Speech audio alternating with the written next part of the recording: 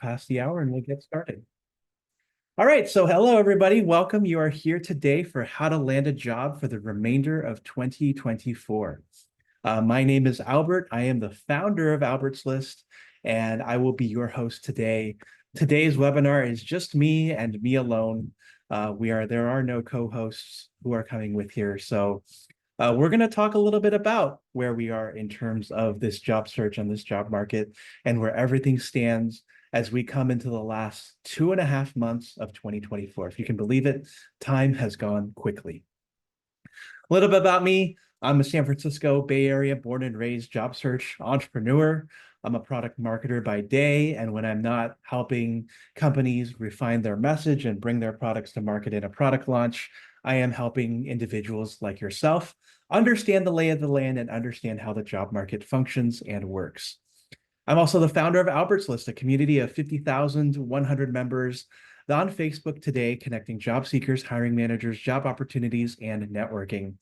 And I invite you to join us on Facebook here at http://bit.ly/find your next job. We are a Facebook group, but if you also found us through Eventbrite, we do a lot of our events through there. And so when you join the Facebook group, let us know that you found me there today, and I will go ahead and accept you in. So a little bit of the agenda today. We're going to talk a little bit about the state of the job market. As we know, the job market is a little bit wild at this moment. We just saw an interest rate cut. And the market remains uncertain as we have everything from the presidential election to geopolitical politics to the continued laying off in the tech industry. And we'll cover into some of the trends that are driving that. We'll also talk a little bit about the job search strategy and what to consider as you go through your job search. It's a very, very complex, complicated process right now with a lot of people doing a lot of different things that may or may not be working. And, the job search game has changed here over the last little bit. And so it's important for us to keep up with what some of these strategies look like and how to reframe perhaps how the job search has changed, given that we are now in that much different place and with much different expectations. Then we're going to talk about a little bit of what to do once you've been hired. And then we're going to help you take action. And then we'll answer a few questions here in the Q&A section. So the goals for today's webinar are this. We want to provide a 50,000-foot view of the job market. And then we want to zoom in and perhaps help you out where it might be most relevant for your job search experience. I see a couple of names here of folks who are very familiar to me.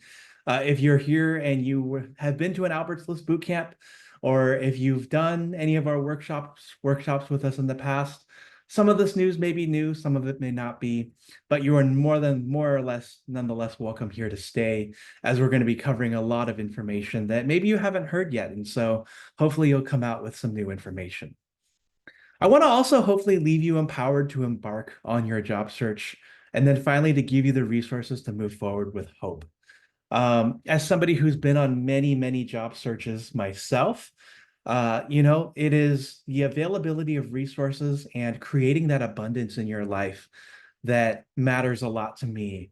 And this is how I run Albert's List as a business. I run it with abundance because I know that when I give everybody a chance and a lot out there to go and see and check out, their lives are different because they see their lives and they see their job search in a much, much different light. And so hopefully with today's information, with today's strategies, and today's next steps, because taking action is what's important in your job search, you're going to get an idea of what you can do to help yourself thrive. And so this next piece here, I want to talk about the state of the job market and where we're currently at, because there's a lot here, and there's a lot here that you may know, and there's a lot here that you also may not know in the same process. Tech layoffs, as you know, have been increasing and at a really crazy fever pitch for the past 2 years. It all started in 2022 when interest rates went up, along with inflation. And also the changes in the pandemic meant that companies needed to change how they viewed their lives and their world. And so as a result, they have been laying off employees for quite quite a bit of time now. I was laid off in this, and unfortunately, these layoffs just continue to happen. October's numbers were only 8 days in. Thankfully, it's still low, but September saw companies like Cisco, Intuit finalizing their layoffs as they pivot towards AI and pivot towards really being more lean as the cost of doing business remains high. The unemployment of the market and the stock market and these recessions and so forth continue to be interesting as well. um, as you know, for all intents and purposes, the spike in unemployment was really at the very, very right hand side here when COVID sent everybody home and unemployment was 14.775%. Today, it's currently at 4.1%, which is still relatively low, as we look at things. But even more so for that fact, the stock market continues to go up, and unemployment remains low, historically low, as we've been seeing things. And so for those of us who are in the market, you know, on the aggregate, if you're looking at the whole number, it's actually not so bad. But if you're looking in tech, it feels like things have really, really, really shifted and changed. And that's kind of what the next chart is. As you know, the market hasn't been doing as great as we've been expecting it. And this is something that came out when we learned in August that there was an 818,000 downward revision of non-farm employment from March 2023 to March of 2024. And given that Albert's list is targeted mostly at individuals who are in the information, financial services, and professional and business services sector, this has hit our community especially hard. So if you are somebody who works as a software engineer or a marketing manager or a product manager or a customer success manager or a graphic designer or a UX developer, and you found it incredibly difficult to find work in the last 18 months, I'm here to tell you that it is not you. It is literally the job market as it's been evolving. Because if you look at this, right, information has lost 68,000. Financial services is another 76,000. That's 134,000 right there. Then you add on top of that professional and business services at 134,000, and that's nearly 500,000 jobs that have been lost in the past 12 months up to March 2024 that have to do with desk jobs in related areas. Meanwhile, on the other hand, if you're somebody who's in healthcare, if you're in government, if you're in other services, which I don't really know what that includes, you've seen your jobs go up by a significant ton. I know a person who is in the mental health and counseling space, and they recently quit their job and they were able to find a job very, very quickly. And so with that just in mind, it's really evident that when it comes down to these things, that the market is doing well for some folks, but for the folks that Albert's List serves, it has not been doing well whatsoever. And so in the latest one that we saw, the numbers have been doing a little bit better. We just had a jobs report as of 4 days ago, and professional and business services saw a gain of 17,000. Information saw a gain of 4,000, and education and health services saw the most at 81,000 jobs gained. And so when you look at this, it's important to know that if you're in areas where the jobs aren't being added and it's very, very competitive, that you give yourself some of that grace and you understand that things had significantly changed, but also more so to the fact that it is continuing to be an overall strong labor market. But for those who are in a much more dire strait, where maybe you're in tech specifically, or maybe even you're in manufacturing here, where it's minus 7,000, that the market does not look at rosy. And so, Wanda, you bring up a really good point. You were asking, how are the unemployed not receiving unemployment documented? That's the other thing, right? So there's been a lot of people that you go on LinkedIn and you see that they haven't worked in a year and a half. Unemployment benefits only go for 6 months. So once you're no longer taking those unemployment benefits, you are no longer counted. And so what you should really look for in the unemployment numbers that we saw 2 slides ago here, this is the U3 number, which is those who are getting benefits and not actually employed. If you want to look at the actual number, it's the U6, which I don't have in front of me today, but is of importance. So if somebody wants to go and look up the U6 numbers on the Bureau of Labor Statistics website, I will happily read them out to the rest of you so that we can have that truth out here on screen. If you're also in the San Francisco Bay Area, you may also have noticed that job growth has significantly lost steam. While the rest of the country seems to be doing okay, San Francisco and San Jose have fared the worst. And this is a chart that came out in July or so. It's a few months old, but it really showed that during the 2020 mark and a little bit after that, you saw jobs go up significantly because tech really enjoyed that interest rates were low, investors were willing to invest. And then all of a sudden, once interest rates went up like they have over the last little bit to the 5.5% rate that they were at, these jobs just started going way, way, way down. And it can be argued too that in some sense, the only reason why the numbers aren't, um, yeah, that aren't that's not as bad is because you have the growing AI industry that is keeping things afloat. Nader says, that is ridiculous oversight regarding the unemployment numbers. The media doesn't mention the U6 numbers, which is really what matters. I have not once heard what U6 said in the media.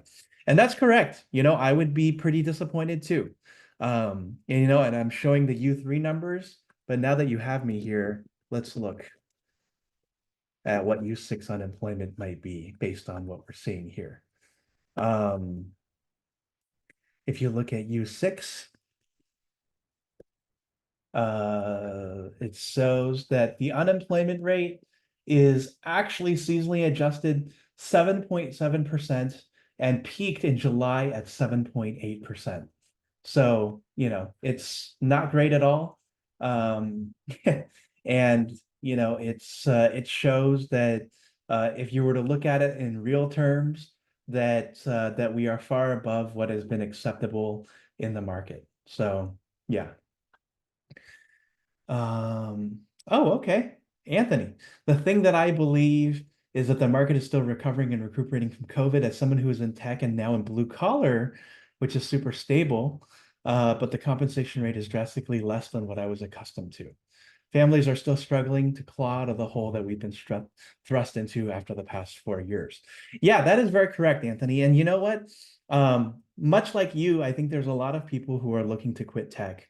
And we're actually hosting a conference on this at the end of the month that I will talk about later. And I would love to have you on a panel. So please reach out. Now, going back to the presentation, in addition to what we're seeing in terms of job growth in the Bay, we also have, what's expected to be a very, very close presidential race. So, a lot of folks, both on the Alberts List job search community and also who are hiring, have said that they are waiting for the results of the presidential race to shake out. And no, Wanda, we're not going to get political here. I'm just stating this as a trend. I'm not going to encourage anyone to vote one way or another because I would never do that in this case. And if I do, you are more than welcome to quit and not watch this webinar. But basically what we're seeing is that we have dueling policies and we have people who are going to be wondering who's going to win this election. And based on this election, you're going to see the investments taking a certain direction. And then with that direction, jobs are going to probably come back because a lot of folks are going to come off the sidelines and figure out where the best way to invest might be. So going into the next slide, in addition to that is inflation. So as we know, inflation really peaked in 2022 in July when it hit 9.2% and has dropped back down to below 2.5%, which is the goal of the Federal Reserve. Overall, as we know, the cost of goods has increased significantly over the past couple of years, And it's just everything has become more expensive. And as a result of that, the government has decided to raise interest rates because they want to make money more expensive so that fewer people are spending money on goods and investing because it's riskier. And as a result, lower demand and in that case, lower inflation as well. And so one thing that if you are looking for a job today and you are wondering what it is that you are experiencing, you are collateral damage to the Federal Reserve in their inflation reduction policy. And so, even if you think that you're losing your job was your fault, it is not your fault at the end of the day. It is truly the government just doing its job or what it thinks it's doing its job and helping you and helping the broader economy on the aggregate, which overall, as we see with the U3 numbers, is actually pretty decent. And so what we've seen, right, is that interest rates have gone up from 2022 to or late 2023. We saw the federal funds rate go from 0 to, or rather a quarter percent at 0.25 to 5.25%. And you know what? This was death by 1,000 rate point cuts, if you were to tell me, because it really should have been a shoot to the top and really raise those rates and keep them up there wherever they may be. But you know what? Uh, they wanted to do it slowly, and it was very painful. And now we're finally coming on the way down. In addition to interest rates, what else have we seen? You've seen, for those of you who've been to this slide before, this is definitely one that we've posted over and over again, is that AI continues to be an area that is of interest to those who are experiencing this job market. There's a lot of industries that are experiencing disruption from AI, and a lot of businesses that want to use AI to try and be even more competitive as we move forward. And so, healthcare, scientific and technical areas, and communications continue to increase in employment with AI, while areas such as finance and insurance, manufacturing, especially, and so forth, are going to be very impacted by the emergence of artificial intelligence. Now, I do provide a caveat to all of this in that we are so early in the AI game right now. A lot of people are saying that we are where the internet was back in 1996. And you know, if that's the case, we're on our way to our first bubble being burst. I know that NVIDIA has been doing really well and that AI has been hot, hot, hot. But we're coming to a point too where there's a lot of articles that show that the demand for AI is beginning to wane and that companies are wondering what the use cases of AI truly are. And to that, I say, you know, there's two things that can be true in all of this. One, that AI will be the future because it is such an emergent and disruptive technology. And also, how AI will be used in the long run is also going to be interesting because you're going to have different use cases come up to the fold and then really change how things are done. And in some ways, maybe you go back to just old-fashioned pen and paper and human beings. Layoffs also keep happening, as we showed with that layoffs.fyi slide earlier. We continue to see layoffs across the board. CVS, 3,000 people. PwC, 1,800 employees. Flexport, just a couple of days ago, 2% of staff. And one of the biggest ones that we're looking at right now is going to be Amazon's return to office mandate that Andy Jassy, the CEO, just put through, which people are seeing as layoffs in disguise and also encouraging people to quit so that they don't have to pay for severance. And so this continues to be something that we watch. There are news articles pretty much almost every day at this point. And it's going to be an interesting outcome at the end of the day. Got some really great points here that AI will become a specialized tool in the immediate future, but needs significant advancements in technology and socially to be meaningful. AI should be embraced meaningfully in a way that will aid us and improve human touch.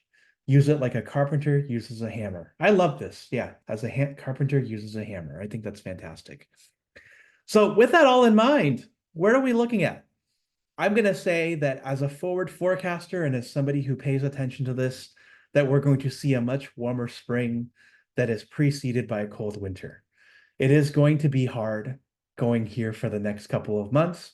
But by the time we reach March and April next year, when things are settled out and we figure out who's president and what that president wants to do and what Congress wants to do, that people will be much more amenable to opening up their pockets for investment. That 50 basis point interest rate will definitely help in terms of creating some incentive. But with that, we're not going to see those changes for a while. Um, AI is still atop many investors and companies' minds. I think that if you are learning AI skills, becoming well versed in ChatGPT and so forth, it's going to be beneficial for you. And while the latest jobs report is a good number, jobs in the information, financial, and professional services sector is still lagging. And we're still seeing a U6 unemployment rate of 7.7%. So remember, if your job search has been a struggle, it is not you, but there are ways around it. And we're going to talk a little bit about that in our next section here as we talk about strategizing the job search. And we're going to do a very, very high level assessment of what it means to go through that job search, because I do want you to take away from today some strategies and tactics that you can take. If you read a new strategy that you haven't seen before, please enter that in the webinar chat so that I know that I'm helping you. If it's something that you've seen before and that, it bores you, I want to hear that too, because we're all here together to help you find that next job, and so, and even if it's getting that next rejection, as Anthony mentions here, there's, too many companies out there with fake jobs that are not adequately giving enough rejections and are just ghosting you at the end of the day. And it's really, really crazy. Another good comment. AI has so far proven extremely pricey for VCs with zero ROI. Investor patience may grow thin as costs continue to climb. Yeah, I agree. If you look at where AI is today, it's kind of maybe reminds folks of where Uber, Lyft, and some of these other sharing economy companies were in the 2010s, in that they weren't necessarily providing ROI, but they needed to exit. And so AI is going to need a better commercialization or monetization strategy in the next couple of years. So when it comes to strategizing your job search, it's a very, very interesting time. Um, when it comes to looking at what you want to do next, the way that I've been approaching these past couple of months is never about focusing on what it is that your dream job is, but focusing on what the definites are. That means for those of you who are software engineers or aspiring software engineers in this webinar today, who are recent bootcamp graduates, it's going to be really, really difficult. If you are somebody who is not working in tech and really wants to work in tech because somebody sold you on a shiny future, I'm here to say that you are going to be competing with a couple 100,000 people for a role, and maybe a couple thousand each, depending on what your skill set is. And so career switches are incredibly difficult right now, but they are doable if you have the networking chops and if you have the insights on what is next. So, for example, if you are somebody like Kyla here who is pivoting from mental health and into data, it may behoove you to go work for a healthcare company in the data space, or a healthcare company, health tech company in an area that is growing, where that is creating technology or creating a platform. And overall, if you're looking for something new, AI, healthcare, government, education, or even picking up a trade is going to be the best place to be right now. There are millions and millions of HVAC, carpentry, plumbing, construction workers that are about to retire in the next couple of years. And they're going to leave behind them in their wake a significant number of jobs that will be unfilled because we simply do not have the current supply to fill them. Gen Z, of course, is taking a different approach with it, with many going into the trades, but we still need even more people. And so at the end of the day, it's important to evaluate your values and interests, but it's also important to keep things realistic. If you are, yep, as Kari said, stop looking for their dream job about a month ago. They went back to their safety role of where they've been for 15 years. Right now, the time is to be safe. And if you are not in something and you know that getting into that something is hard, I implore you to save yourself the pain and not go over there. So, yeah. It's also important to understand what is ahead. This is the toughest job market since 2008. And even though, I've heard anecdotally that there are more recruiters being hired and that there are potentially more jobs and that we have the election, it may get harder. I want you all to know that many of you may go into the holiday season without a job, but I still want you to fight, fight, fight so that you can get to the end there and be at the best that you can be. Competition is fiercer than ever across all functions, which means that your resume is going to matter. Your interviewing skills are going to matter. How you position yourself in your personal brand is going to matter as well.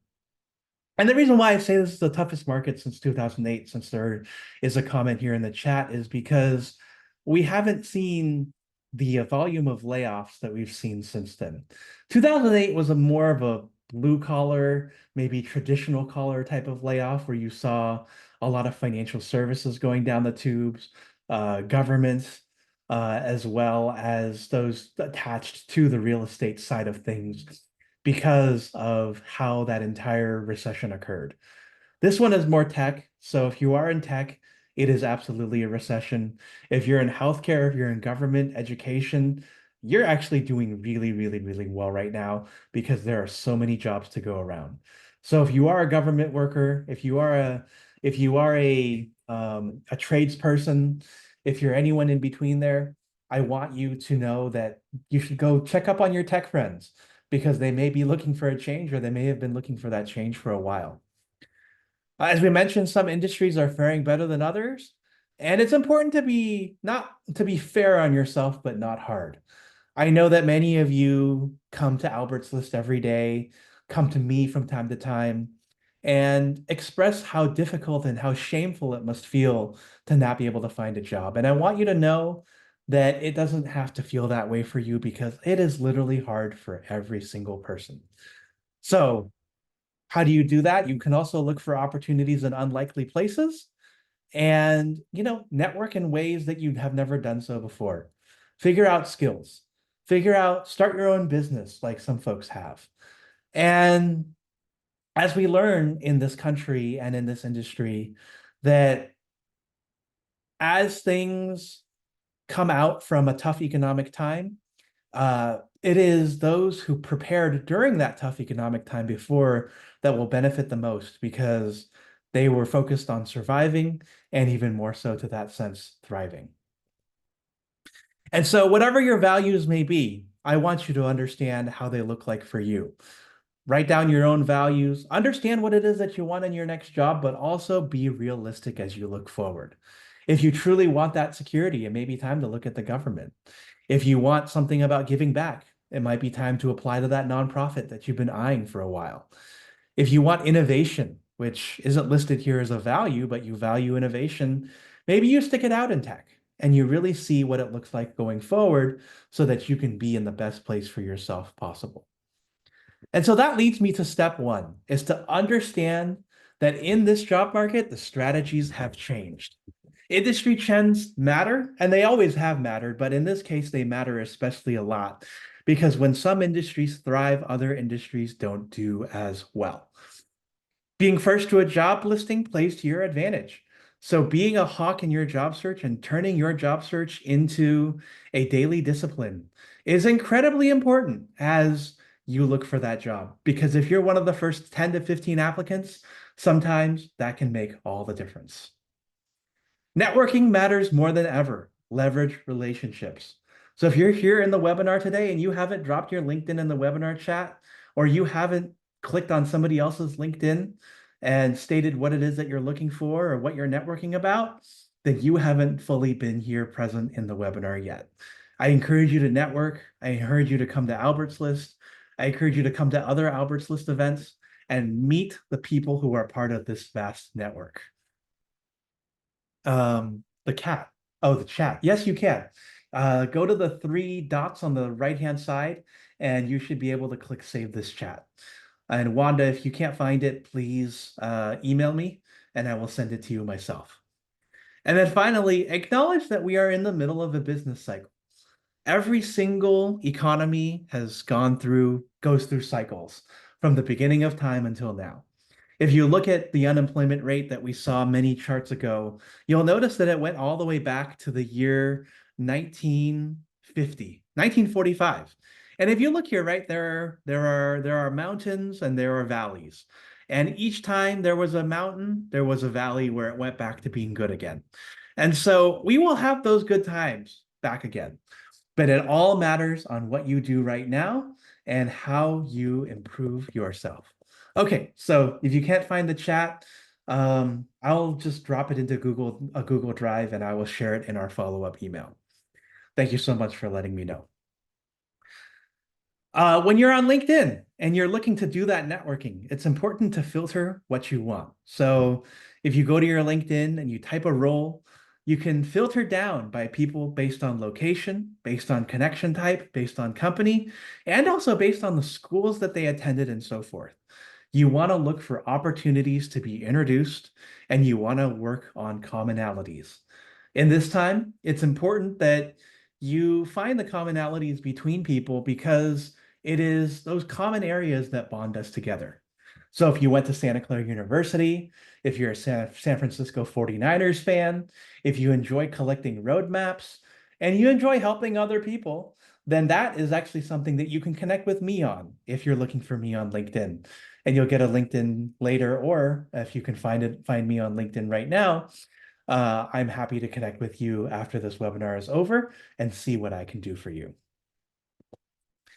The second step is to invest in yourself. So, I understand how difficult it is right now, and there's a lot of things going on that are out of your control. But the one thing that is in your control when it comes to your career is everything within your locus of control. And that's everything from navigating your imposter syndrome and understanding that you're probably in a better place than you think you are to investing in education and projects. If you're a developer, maybe it's time to dust off that GitHub and start a new project and build a website that may be useful for people.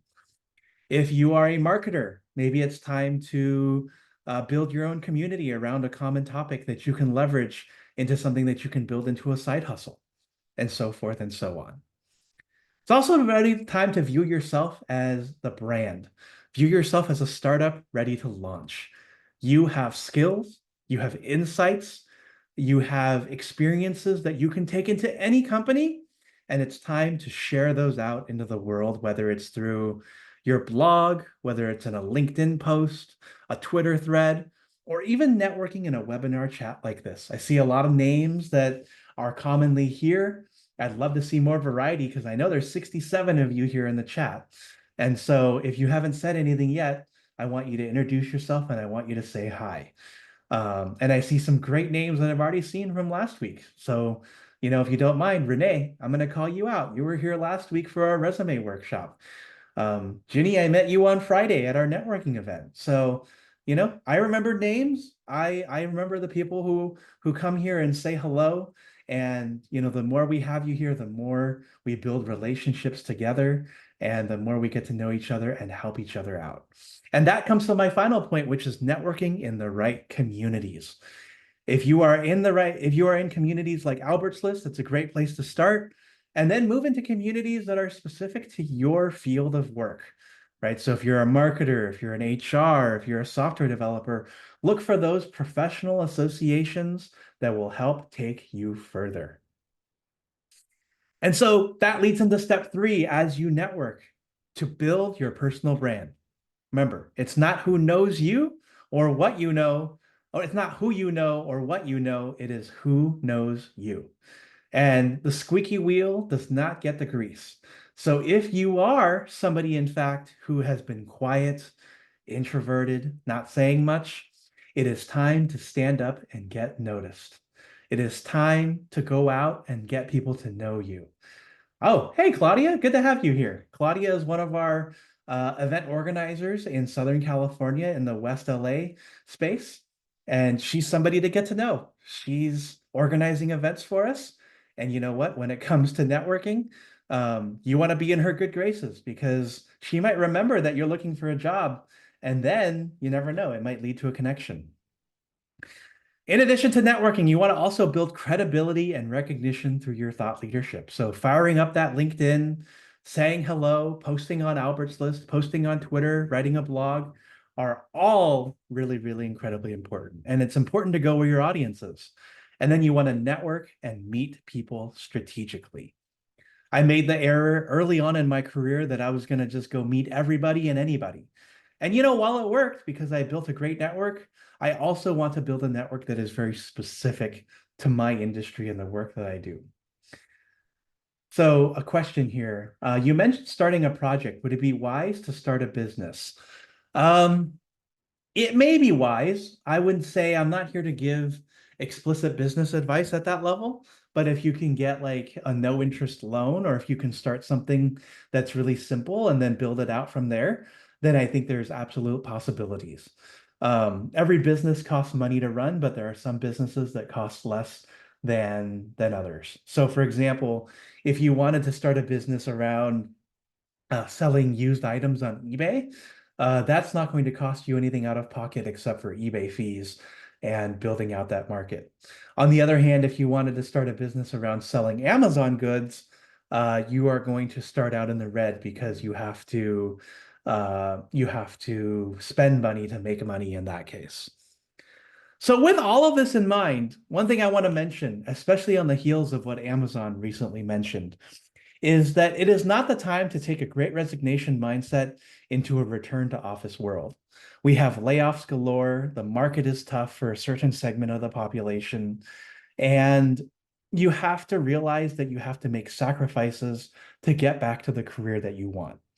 I know that we all got comfortable working remotely, and some of us still do work remotely, including myself. But for the lion's share of it, that if I know that if I were to lose my job tomorrow, I would have to go to that return to office mindset as well. And so, in that sense, I would have to make the sacrifice to make it work.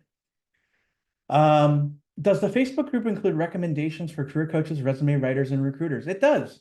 So I do encourage you to join the group and ask around.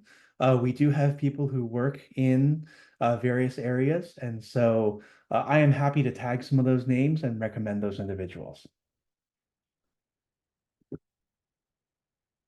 Step 4, go on the offense with your job search. Number 1 is to turn on your open to work settings on LinkedIn.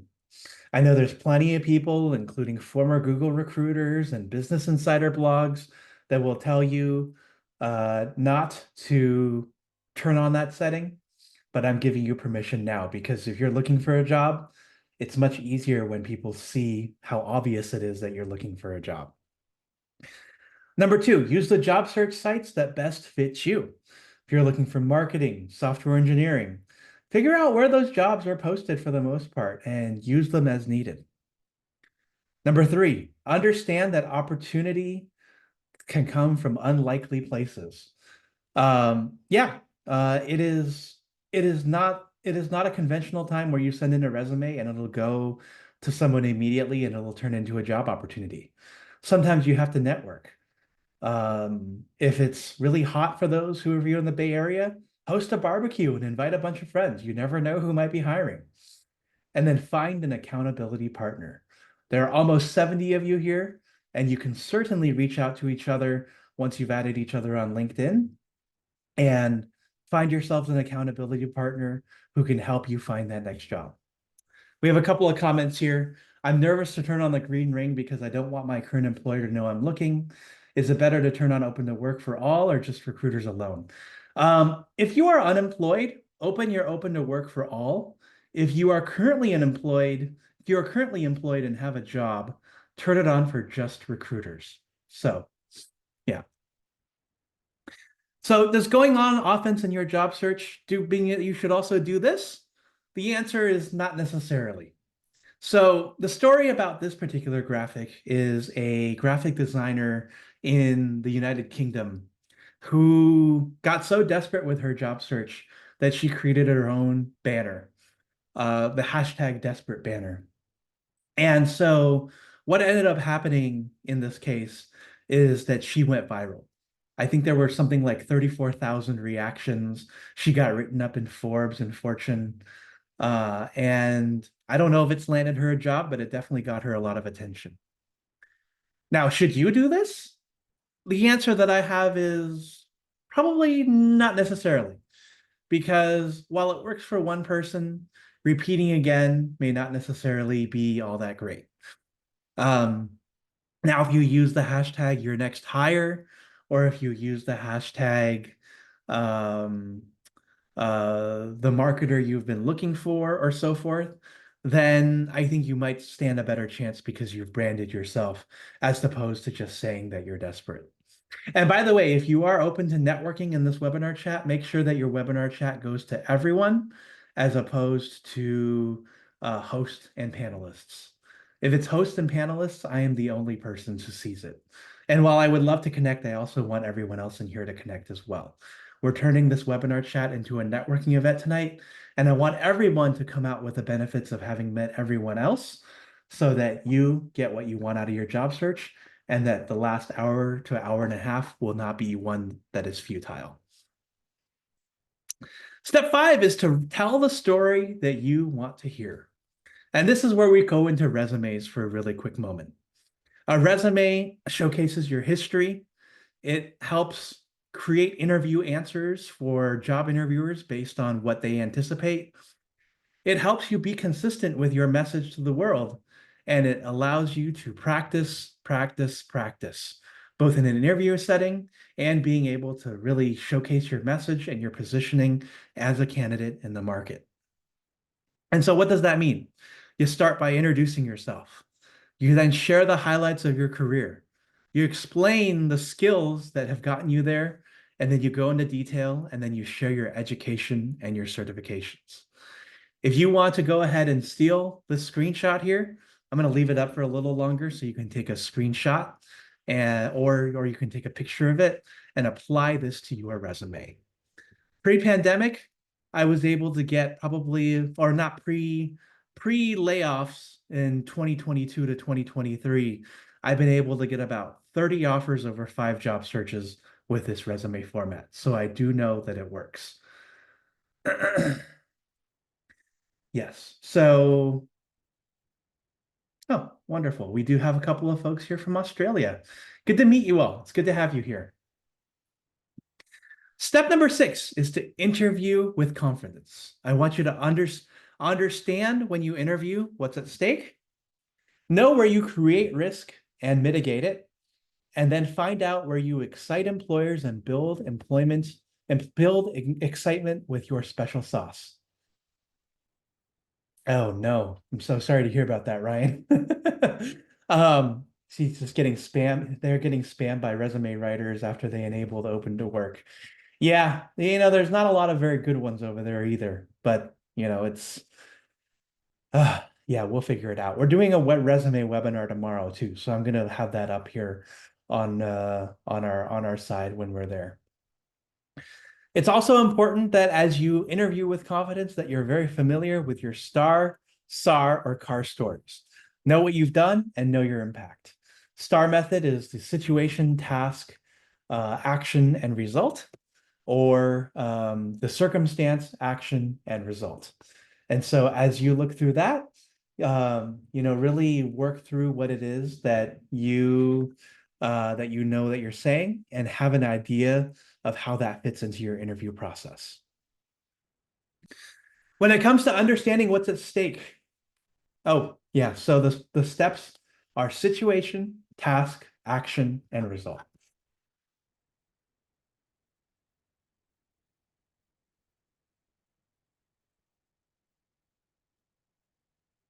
Yep. And so when it comes to understanding what's at stake, it's important to cover several topics.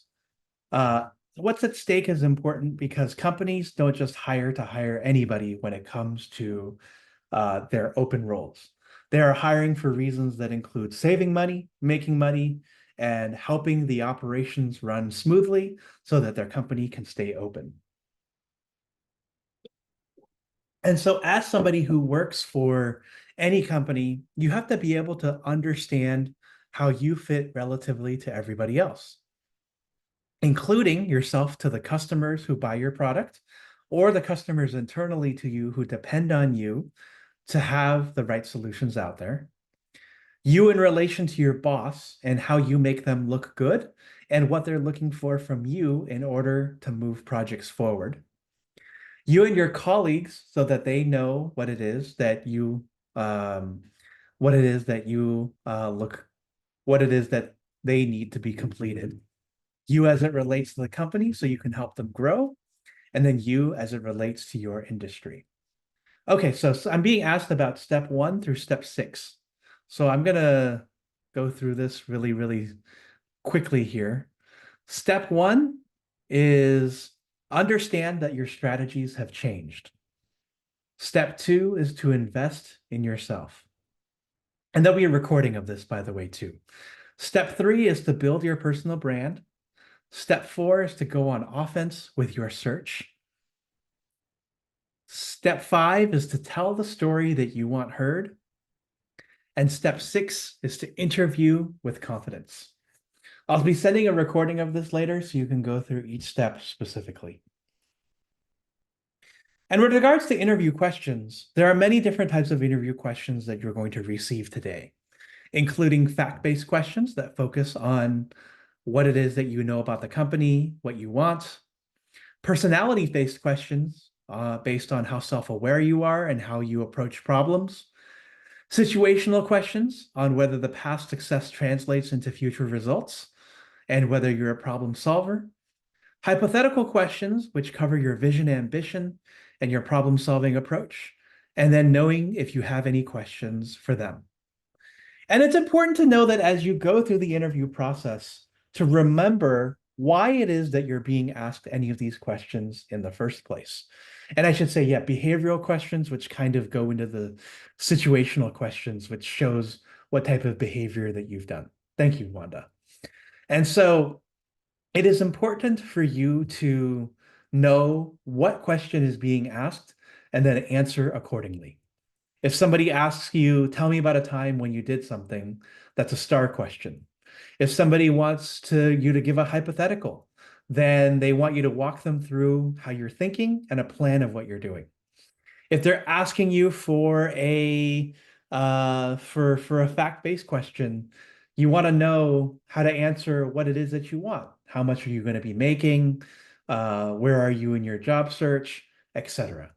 And so having a job search question bank written out where you can answer these questions and answer them effectively is going to be incredibly crucial so that you can memorize them and then understand what is next.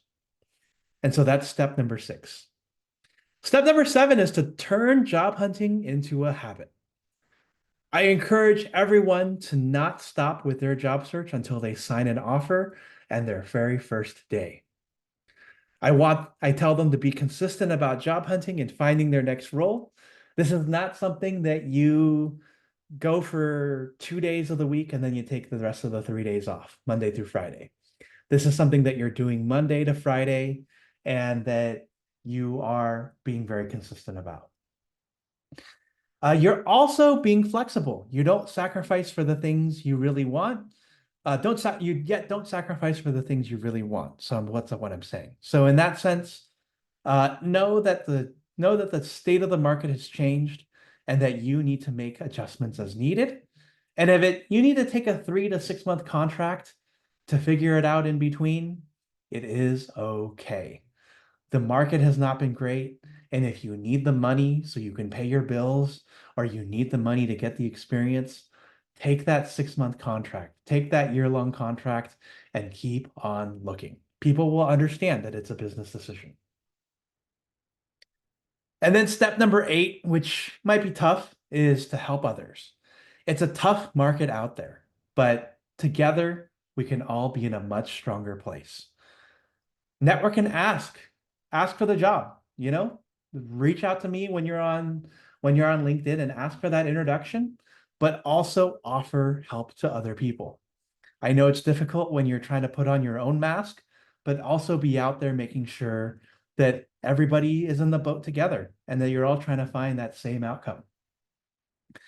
I encourage you to share listings that don't fit for you. I do this all the time on Albert's List. It's a little bit less these days with some of these job listings, but share the listings that don't fit for you, because if you're not willing to work for $35 an hour, there is someone out there who absolutely would. And then finally, boost LinkedIn posts for greater reach. Um, I cannot highlight how important that one is, because it allows people to see more of have their content seen even more. Step number 9, understand that it's hard. It's not a friendly economy. I think I've mentioned that until I'm blue in the face, but I really want to mention this again, because you're going to have friends who maybe work in government, or parents who are retired, or people who work in healthcare who look at you and they're like, it's not that hard right now. I have 3 offers on the table. What are you talking about? And this is my permission for me to have you give them a blank stare and be like, really? What are you talking about? Competition is fiercer in the information sector and in the professional business services. So you got to do what you must to focus on the details and stand out. And if you're burnt out, take a break and come back and know that it will improve. And while you're at it, understand that it's hard and educate the people who don't believe you and tell them the truth about what's going on. Step number 10, borrow AI for help, but don't rely on it fully. Free tools like Claude and ChatGPT can help support your efforts. Revise, revise, revise, but use act as if to really help yourself when it comes to doing your job hunting. If you're interested in doing an AI specific webinar, I am happy to lead one. Just let me know, and we'll work through that together. In the meantime, though, I do have a few slides on AI tools that you can use to figure out certain parts of the job search. For example, with cover letters and mission statements and resume writing, Claude and ChatGPT are really great for it. If you're looking to apply to a million jobs at once, lazyapply.com will give you a one-time subscription to apply to all the jobs that are open in your area. Application organization, TLHQ, is a really, really good one, with a resume builder, matching with the right keywords, and keeping track of all of your applications. If you're looking to become a better interviewer, there is Google Interview Warmup, which is available, where you can literally type in or verbally express your answers, and Google will give you feedback. ChatGPT also does this too. For those of us in our 8-week job search bootcamp that we started, we did this today, where we use ChatGPT as your interview buddy. And then there's also starmethod.coach. Yeah. Yep, the lazy application does sound it has terrible consequences. I don't recommend it, but you know what? If you really don't want a job search and outsource it, that's one way to do it. So Claudia, there is no one-sheeter that I have, but I will be sending the presentation around and the video, and so you can take a look at it there.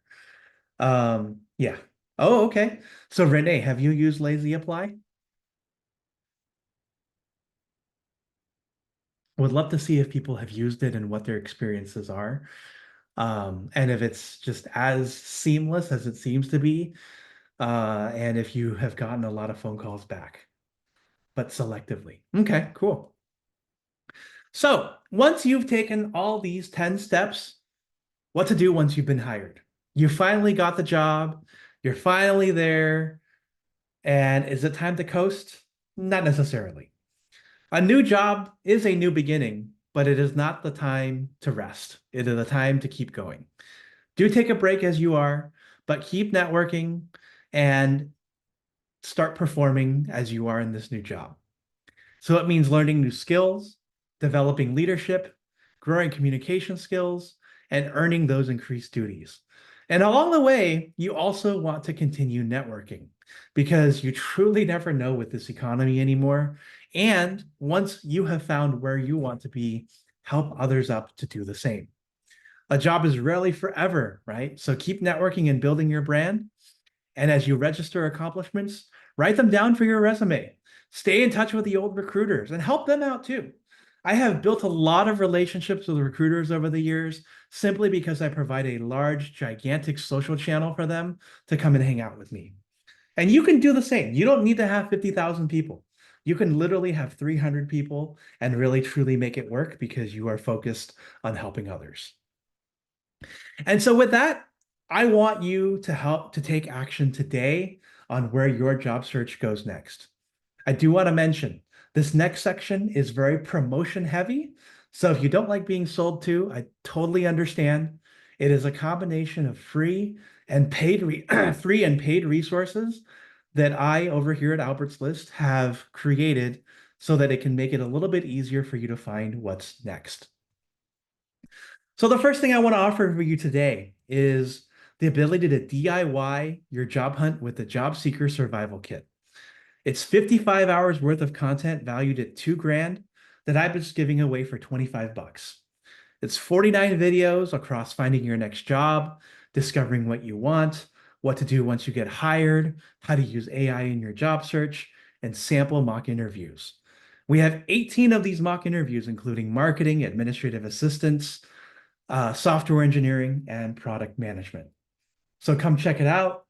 The link is below. We're also going to follow up with it later and get access to exclusive office hours for an entire year where you can talk to me every other week about where you are in your job search. I also want to encourage you to sign up for a mock interview with Albert's List.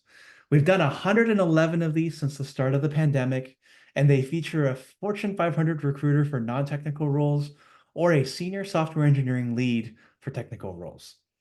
It's a chance to practice for the real thing, done in front of a crowd of your own peers, and an opportunity to practice, practice, practice, because there's nothing like going to the gym and building those skills up and really knowing that you're doing the right thing for yourself, as opposed to going into an interview cold. So I want all of you to email your resume and a job description to albert@ajobslist.com and sign up for a mock interview spot over the next many, many weeks. I will make myself available. My recruiter and software engineering person will make themselves available. And we are here to give you truly free advice because learning for one is learning for all. So I want you to come and I want you to do this mock interview. It is as free as we say it is. But if you do want to pay for something, we do have something else that is tonight, and that is our Master Your Technical Interview 6 Weeks to Success Software Engineering Bootcamp. Fong, who is our technical interviewer, is a software career coach with stops at IBM, DoorDash, and Walmart. And he's going to be teaching the patterns and questions that you'll encounter in the technical interviewing screen. You can sign up for this bootcamp tonight, and it is right here as a link, and you can get $200 off with code webinar attendee, and you can sign up on our Eventbrite page. Oh, that's so awesome. What a small world, Anthony. That is so, so cool. Yeah, so we have now partnered up with Fong, Anthony, to do mock interviews and also run interviewing boot camps to help other people out. I also want to invite you to refresh your resume with our fall resume workshop, October 15th through 17th. Tell the right story on your resume to set yourself up for success. And it's led by our career coach, Gretchen Hellman.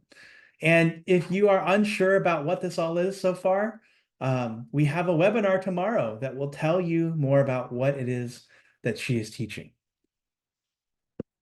So check that out tomorrow at 5 o'clock.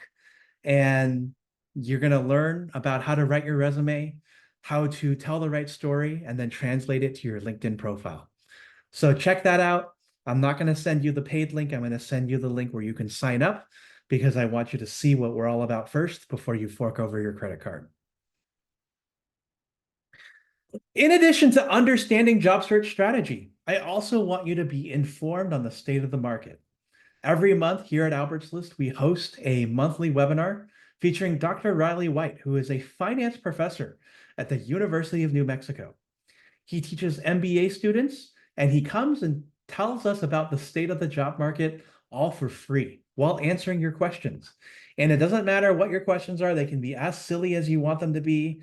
They can offer all sorts of perspectives as you want them. And I invite you to come in and learn about the trends moving the job market, including inflation, investments, and recession fears. And this is just a group of passionate individuals who come every single week, every single month to talk about how the market is changing and what to look forward to as the job market evolves.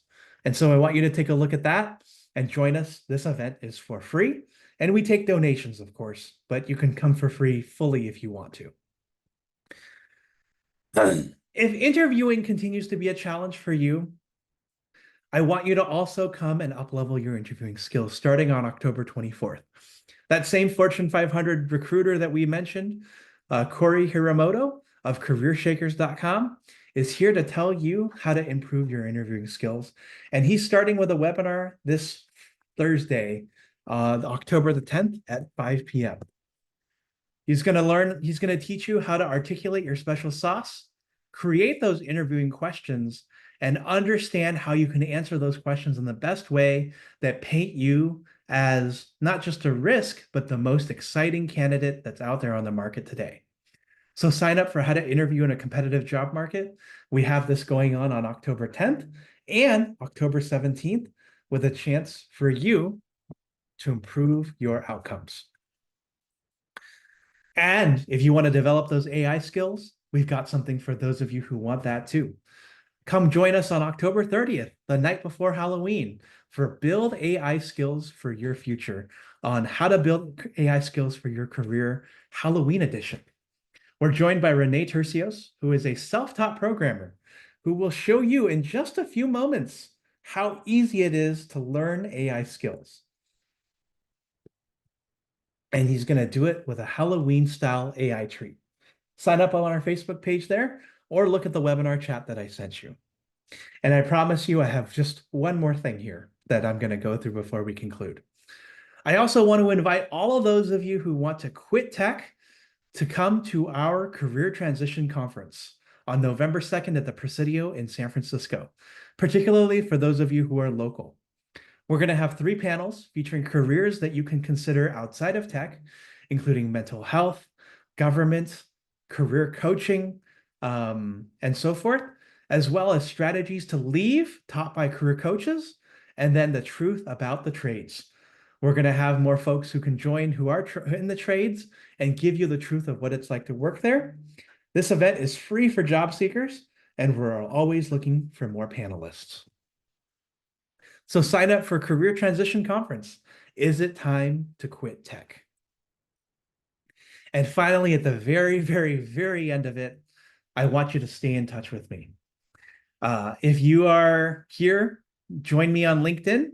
My LinkedIn URL is on there, so feel free to take a picture. I also invite you to join Albert's List and introduce yourself, and let us know that you found us on this particular webinar. And then finally, I want you to subscribe to our YouTube channel, where we have many recordings of webinars just like this, so that you can stay in touch with your job search and be organized as you move forward. So without further ado, I want to thank you all for spending your time here today. I'm open to taking a few questions either in the Q&A or in the webinar chat. I know I've overwhelmed you with events as well. And let's talk about it. Let's make sure that you are more as equipped as you possibly can be to be ready for your job search. And Wanda, I'm sorry to hear that you're over 2,000 miles away. San Francisco is lovely in early November. So if you can find a way to make your way out, we would love to have you here. All right, everybody's saying thanks. Okay, I'm glad this was helpful for everybody. Okay. Any tips on networking during Tech Week? Yeah, so this question is from Claudia, who Tech Week is pretty much this week and next week in a lot of different places and spaces around the country. And so I would say focus on the events that are going to be relevant to your career field.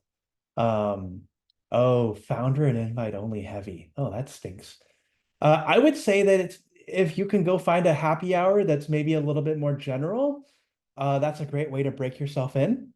If you are looking for a specific event, find places that work for your specific industry. And so um, what you can do there for your specific industry is see if there are people who are focused on a specific area of tech and go to those types of events instead. Don't go to like the um, very general plain tech events that have everyone there. So if you're somebody who's in marketing, go to a tech marketing event, for example.